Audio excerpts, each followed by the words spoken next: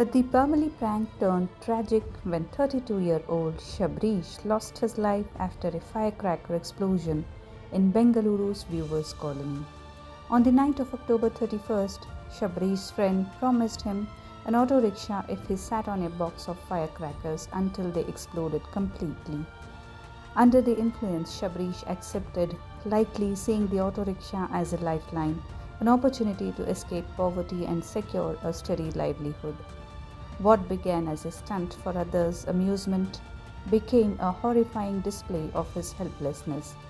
The explosion left him with severe injuries, particularly to his back.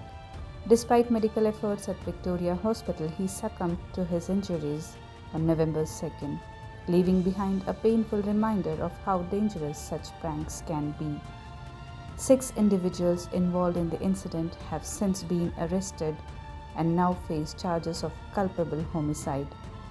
This tragic case has brought to light the irreversible consequences of reckless stunts and pranks, sparking outrage over the casual cruelty with which some exploit another's struggles for the sake of entertainment.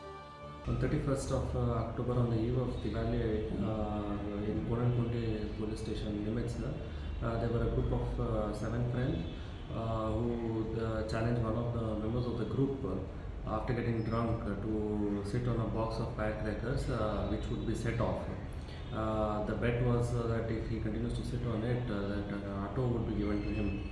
And subsequent to that incident, the person has passed away on the 3rd this month.